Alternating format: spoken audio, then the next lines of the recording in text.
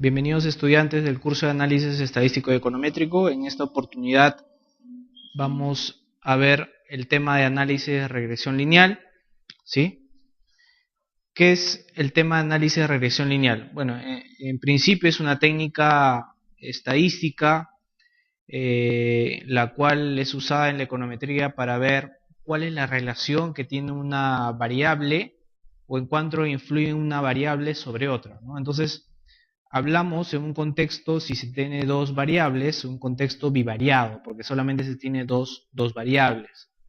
Una que es la denominada dependiente, ¿por qué? Porque depende de otras variables, y una que es la regresora, que es la que va a explicar o que ayuda a explicar a esa variable. Entonces, básicamente el objetivo del tema del modelo de regresión lineal es estimar un valor medio de la variable dependiente, dado los valores de las variables independientes, puede ser una, puede ser dos, ¿no? Contrastar hipótesis, es decir, por ejemplo, evaluar si la cantidad que afecta la variable explicativa sobre la dependiente es estadísticamente significativa, ¿no? ¿Qué quiero decir? Que si realmente el valor que impacta la variable regresora sobre la variable dependiente es correcto o no es correcto, ¿no? Y también casi al terminar el tema se va a ver cómo predecir el valor de la variable dependiente. Si yo tengo, por ejemplo, la tasa de pobreza y yo quiero pronosticar la tasa de pobreza, yo debo tener valores iniciales o valores futuros de las variables explicativas. Entonces, en base a esos valores, pronostico o realizo los pronósticos de la variable dependiente.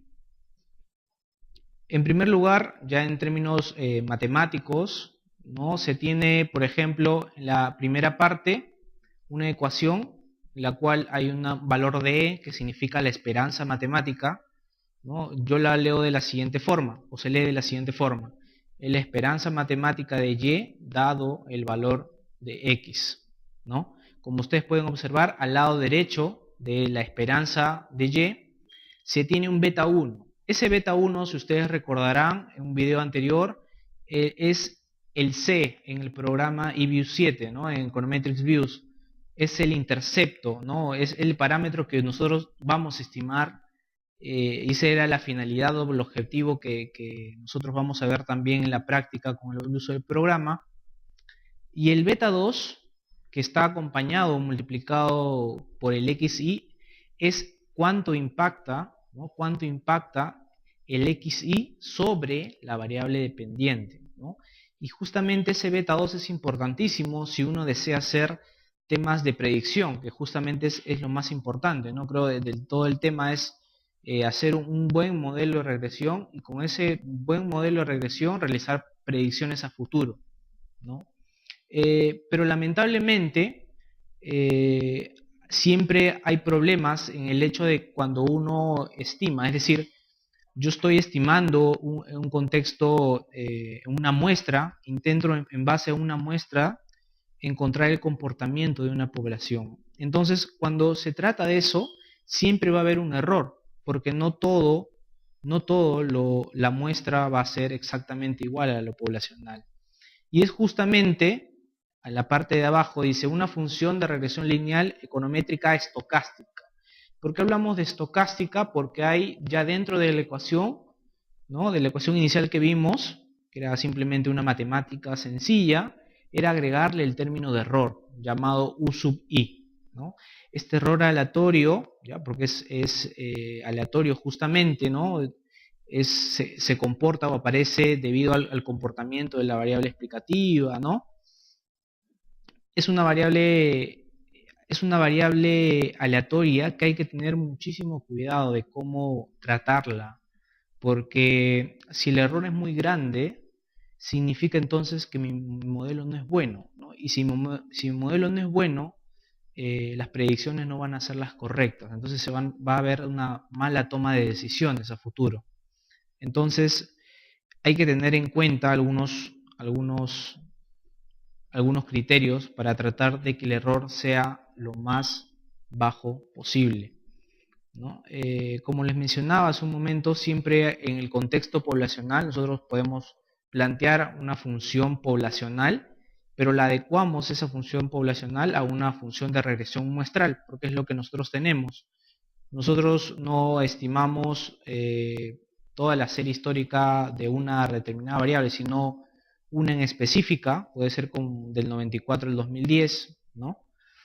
Entonces, nosotros intentamos básicamente, el programa IPU7 lo que hace es facilitar el hecho de encontrar estos parámetros, es decir, el intercepto y la variable que va a medir el impacto de la variable regresora, en este caso es el XY, que está en la diapositiva, cuánto impacta sobre la variable dependiente Y, ¿no? Entonces, ahora, ¿cómo yo estimo? Porque no solamente es el hecho de estimar un modelo, porque siempre hay que tener cuidado en base a investigaciones, en base a hechos históricos, hay que tener mucho cuidado de qué variables usar. Muchas veces el programa lo puede hacer, lo puede estimar, pero hay que tener unas investigaciones pasadas o algún estudio que me permita decir, ok, voy a utilizar como variable explicativa, se me ocurre el ingreso para explicar la tasa de pobreza, ¿no? O al revés, la tasa de pobreza puede influenciar en el ingreso. Y hay que tener muy en claro eso, porque si uno estima cualquier modelo, cualquier base de datos, los estimadores muchas veces no van a ser consistentes, no van a ser buenos. Entonces, si se parte de una mala especificación de un modelo, es decir, si yo estimara cualquier tipo de datos, los resultados no van a ser buenos y se van a tomar malas decisiones de política, ¿no? Entonces, siempre hay un hecho de fidelidad, ¿no? Hay que tener lo correcto, lo necesario para poder explicar a través de una muestra la población, ¿no? Acá hay dos supuestos, como le dije, el hecho es, cuando uno estima una base de datos muestral, es tratar de controlar el error, ¿no? Muchas veces, si se tiene problemas con el error, no se puede realizar una correcta inferencia estadística, ¿no? Muchas veces en los resultados me puede arrojar que es estadísticamente significativo, ¿no? El beta 2, ¿no? El beta 2 que habíamos visto en la diapositiva anterior, ¿no? Sin embargo, hay problemas con el error que ocasiona o vamos a darnos cuenta luego que realmente ese beta 2 nunca fue estadísticamente significativo. Es más, esa variable regresora no era la correcta. Entonces, hay problemas que hay que tener muy, muy en cuenta. De los principales son dos. La llamada heterocedasticidad, que surge cuando la variancia del error no es constante en el tiempo, es decir, un supuesto clásico del modelo de regresión lineal es que la variancia es constante en el tiempo. ¿Qué quiero decir con esto? Que los datos no deben tener una secuencia, no pueden ser, si estamos hablando por ejemplo de edades, no puede ser que haya valores de 5, 6 años, 7 años y por ahí hay un valor de 200 años. Esos datos extraños muchas veces ocasionan que el error se incremente.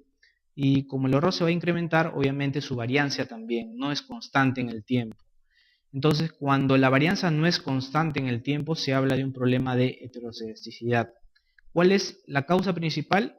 Es básicamente un problema de inferencia estadística, ¿no? Y que luego lo vamos a ver cómo podemos tratarlo, ¿no? Y ver algunas cosas muy básicas que les va a servir a futuro para poder hacer predicciones. El otro tema es que el error también puede ser afectado cuando el error, por ejemplo, de un periodo, llamamos desde el año 94, pueda estar relacionado con el error del año 95 o con el año del año 96, 97, etc.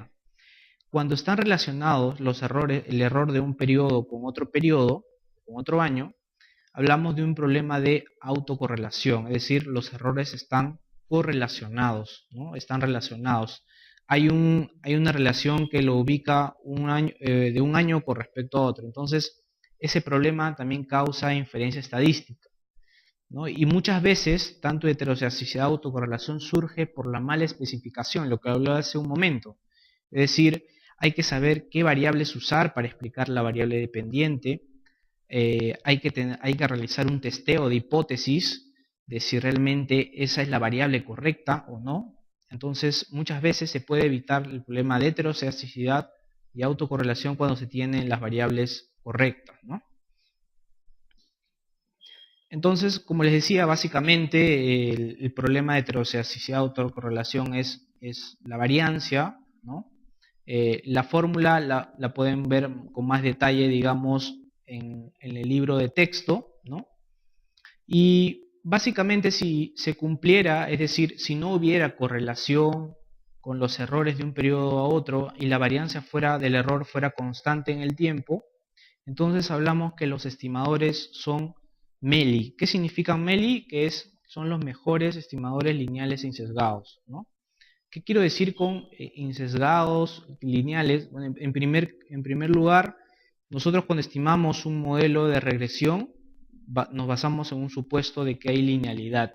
Linealidad no en las no en las variables, no en la variable regresora, sino en el beta 1, en el beta 2, en el beta 3, etcétera, ¿no? Y son insesgados porque son los mejores parámetros. Nosotros para tener una buena predicción, nosotros debemos tener los mejores parámetros. Entonces, esos son los llamados mejores estimadores lineales e insesgados, ¿no? Luego vamos a hacer hipótesis ya en el programa, en el uso del programa, ¿no? Vamos a contrastar si realmente esa variable es la correcta o no, para poder luego hacer las predicciones.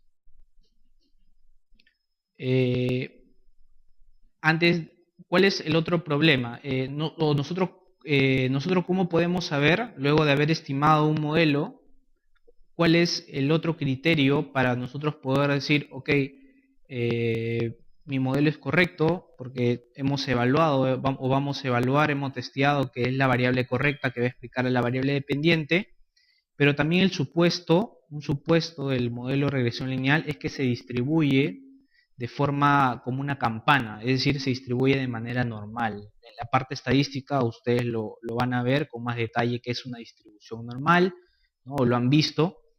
Y un criterio o un indicador de que me diga que mi modelo es el correcto es el llamado coeficiente de determinación, muchas veces ustedes lo van a ver en el programa, en el software, como simplemente R cuadrado. ¿Qué quiere decir? Quiero decir, la bondad de ajuste de mi modelo, qué tanto se ajusta o qué tanto las variables explicativas ayudan, ¿no? Valga la redundancia, explicar la variable dependiente.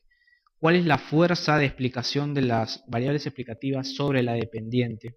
Usualmente este coeficiente de determinación toma los valores entre 0, es decir, no ayuda, un caso extremo, es decir, las variables explicativas no explican, ¿no? Valga la redundancia, en nada a la variable dependiente, o un caso extremo, que el otro caso extremo es que tome el valor de 1, ¿no? ¿Cuál es lo que usualmente vamos a ver en los modelos de regresión? Si es ¿no? La teoría dice que si es un buen modelo, se puede aceptar a partir de 60, 70% o 0.7, ¿no? Hacia adelante, ¿no? Lógicamente, ¿qué implicaría, por ejemplo, si tenemos un coeficiente de determinación de 0.7? Significa que el 70% de la variación que pueda sufrir la variable dependiente es explicado por las variables explicativas. Entonces, ¿quién lo explicaría el 30%? Es el error. Justamente el error tiene que ser lo más bajo posible. Entonces, ese es un indicador de que mi modelo es el correcto, porque si mi R cuadrado tiende a 1, eso significa que mi error es lo más bajo posible y por lo tanto se tiende un buen ajuste en el modelo de regresión, ¿no? Por ejemplo, ustedes ya con más cuidado lo van a poder ver. Vamos a ver cómo se estima un modelo de regresión, vamos a tener los resultados de un error estándar y vamos a evaluar no solamente las pruebas de hipótesis, ¿no? que ya le he mencionado, sino también el evaluar el intervalo de confianza, porque el programa lo va a hacer básicamente, ustedes le pueden asignar, ok, vamos a estimar un modelo de regresión que explique cómo explica el ingreso a la pobreza, lo voy a testear y ese testeo incluso me va a dar en qué intervalo de confianza se encuentra ese beta 2, ¿no? O incluso el intercepto, ¿no? El beta 1 que hemos visto en las diapositivas. Entonces, eso es básicamente lo que se ha querido tratar en este tema. Y bueno, eso sería todo por hoy. Muchas gracias.